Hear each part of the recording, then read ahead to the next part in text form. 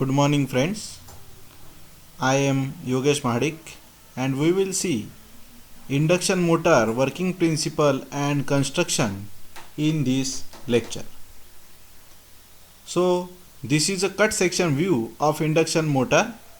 So, if we look at induction motor, then we can see that there is a outer cover called as enclosure. Inside the enclosure, the stator which is fitted on stator, there is copper winding, and with help of end covers the and bearings, the rotor which is placed between the stator. So this is a squirrel cage rotor, and for ventilation purpose at one end of the shaft the fan is fitted and guard cover which is there. So the winding connections which are connected to the terminal box, and this hook is there to lift up the motor when we have to place that motor from one side to another side.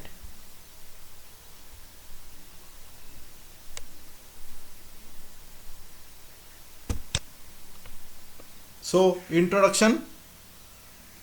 Three-phase induction motors are the most common and frequently encountered machines in the industry, and which are very popular because of the simple design, rugged in construction. The price is low compared to the DC motors and another types of motors, and easy maintenance because the wear and tear losses which are very less. The rotor which is mechanically connected but electrically isolated from the stator, and so the maintenance which is very less. Then these motors are available from fractional horsepower to the 10 up to the 10 megawatt capacity.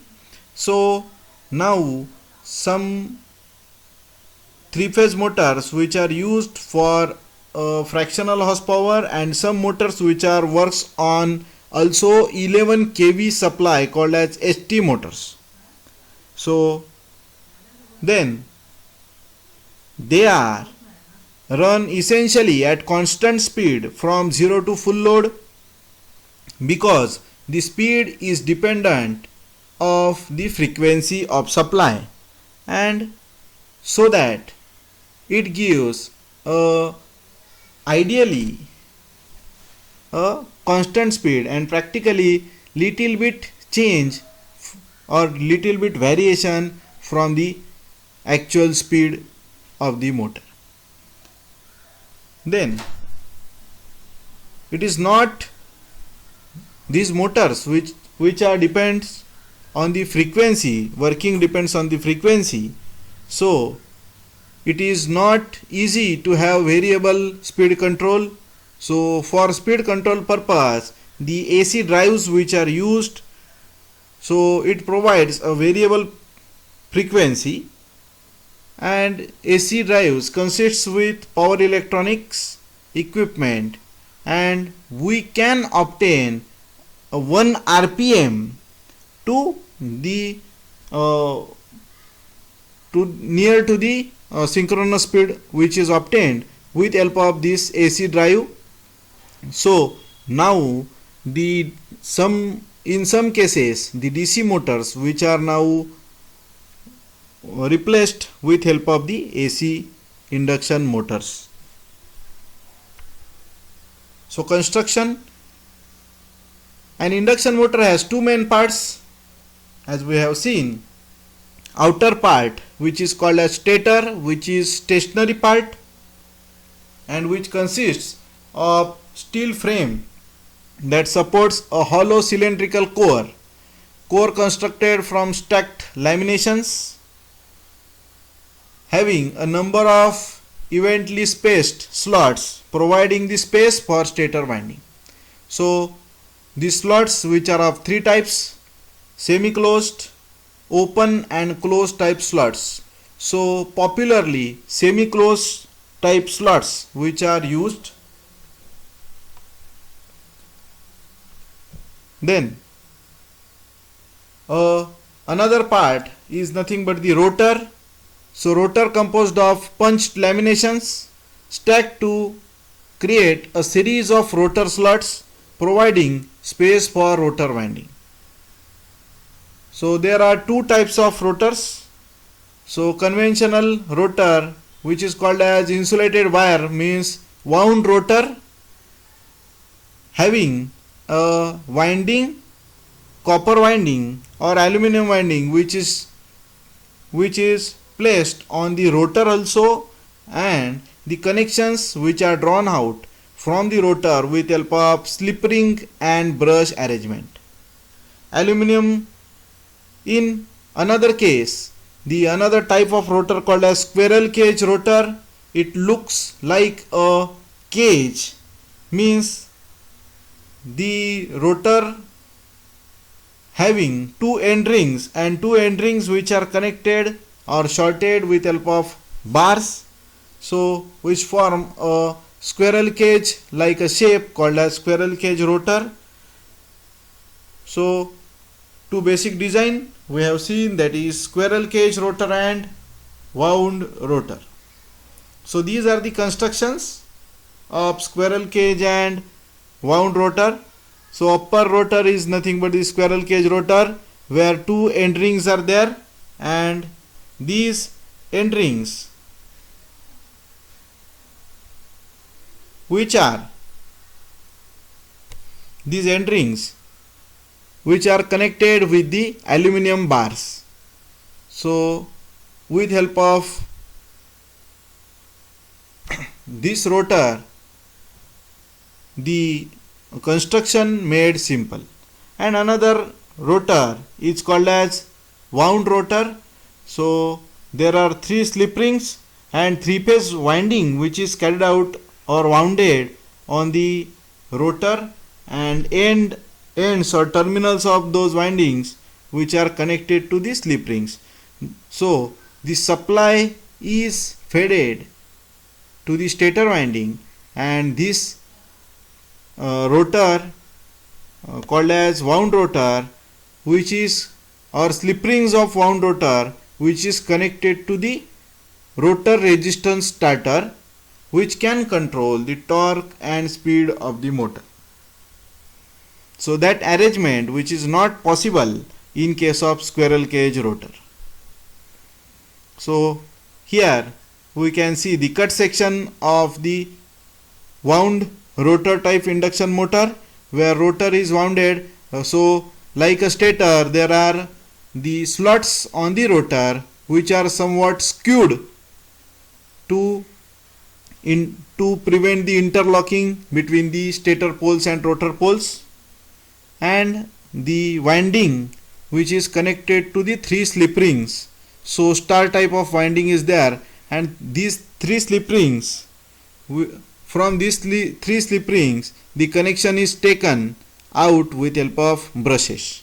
So that brushes terminals which are connected to the rotor, and in terminal box we can see there are three wires which are the connections of the stator winding. So the supply is fed to the stator with help of induction. When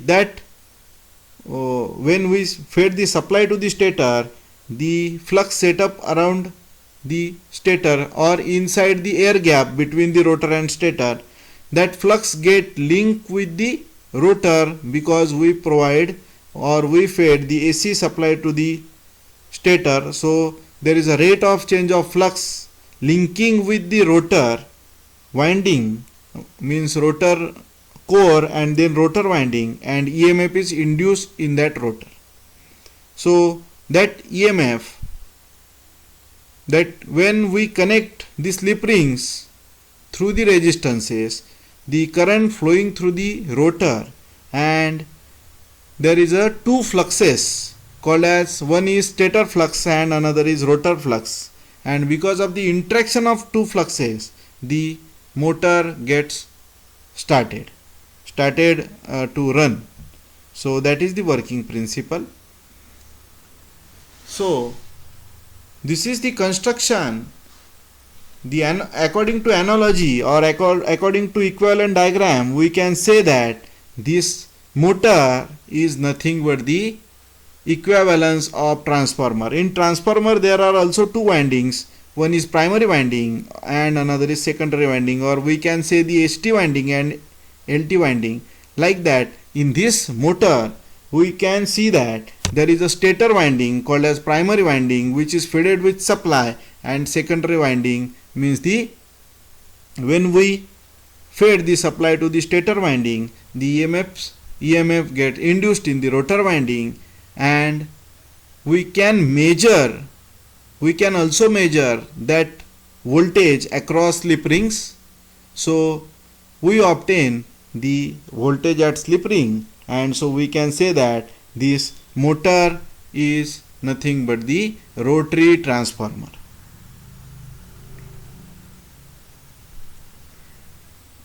So we know that we fed a three-phase AC supply, and each phase which is electrically 120 apart from each other. So balanced three-phase voltage when fed to the motor, so across AA dash, BB dash and CC dash, these are the windings placed electrically and mechanically 120 to the each other. So the EMF, which is also 120 to each other, so that the fluxes caused inside the air gap, which are also 120 phase shifted, and that according to the, if we see the three-phase waveform, so after R phase the Y phase magnitude gets maximum, after event reaches maximum of the Y phase, then after 120 degrees electrically the B phase which gets at the positive maximum, and like that process gets continued. So if we see here, the windings are 120 apart from each other. So at one instance the flux near to coil AA dash, which is at maximum positive side, after that the B dash gets at positive side, then C dash gets at positive side, or we can say the A flux is strong at one event, after that the flux according to, because of B gets strong, after that the flux gets strong because of C dash. So like that the flux inside the air gap which gets rotated, so we can say that flux as a rotating magnetic field. So because of the phases which are 120 phase shifted, the flux is caused inside the air gap is also in 120 phase shifted, and so the resultant flux which is rotating in nature and called as RMF, means rotating magnetic field. So the magnitude of rotating magnetic field which is constant throughout the circle, and the speed of rotation of rotational magnetic field is known as synchronous speed, and we can say Ns is equal to 120 F by P, where F is the frequency of supply and P is the poles of the stator. So we can find the synchronous speed means the speed of rotation of rotational magnetic field in the air gap as 120 F by P. So if we see that the frequency which is directly proportional to synchronous speed and poles are inversely proportional to synchronous speed, so if you have to increase this synchronous speed, means you have to increase the frequency, and if you have to decrease the synchronous speed, then you have to increase the poles. So that is the relation between frequency and poles with respect to synchronous speed. So this is the analogy. With this analogy we can say that from 0 degree to 30 degree how the flux gets rotated. So at 0 the R phase is maximum, at 120 the B phase is maximum, like that Y phase is maximum, and at degrees the B phase is maximum. Like that the rotational flux gets rotated with a constant magnitude.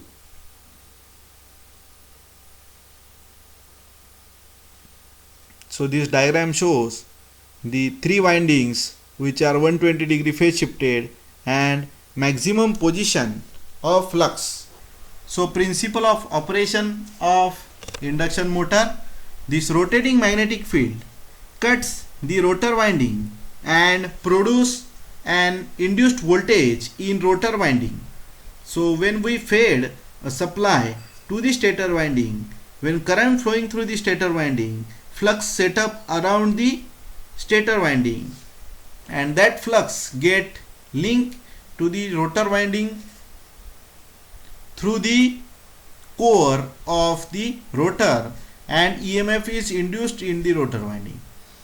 As the rotor winding is short circuited in case of squirrel cage and wound rotor, the induced, because of the current, the flux of rotor gets induced, and because of two fluxes, means the stator flux and rotor flux, the torque, or the because of interaction of two fluxes the force is developed, and the force along the shaft called as torque. The rotor current produces, as we see, another field, and torque is produced as a result of interaction of those two fields. So torque is equal to K into the flux density of rotor into flux density of stator. So induction motor speed. So at what speed will the induction motor runs? The induction motor, if runs at synchronous speed, rotor runs at synchronous speed, so there will be a no flux cutting takes place by the rotor conductors. So to cut the flux, there should be a difference between rotating magnetic field of stator and the rotor. So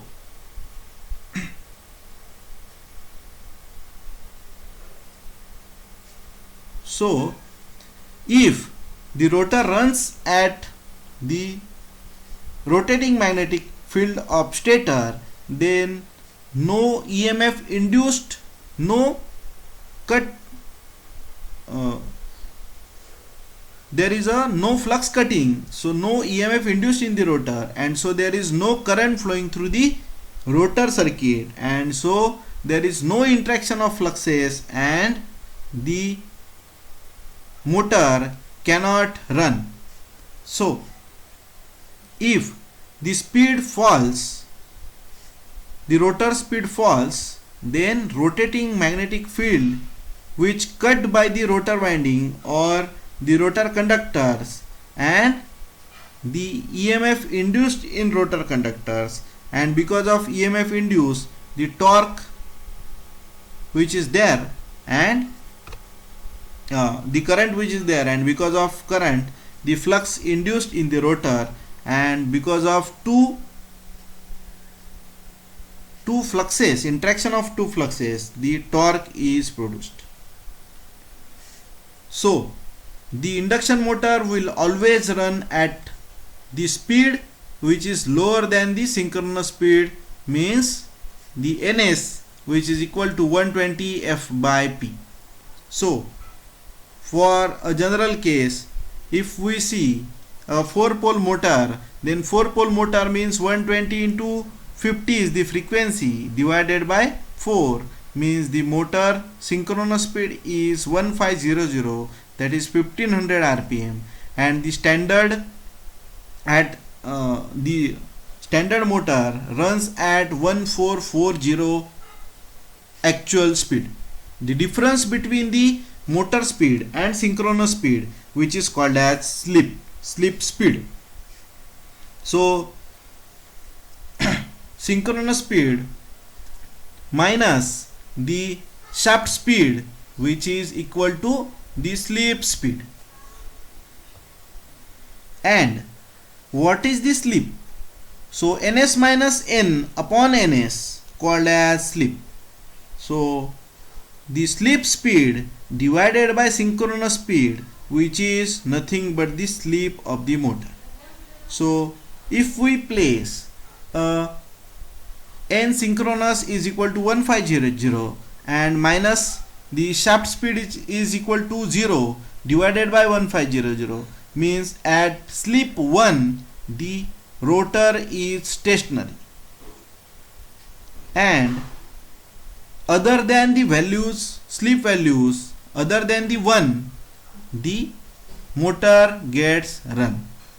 So slip may be expressed in percentage called as percentage slip, and percentage slip is equal to ns minus n upon ns into 100. So this is a problem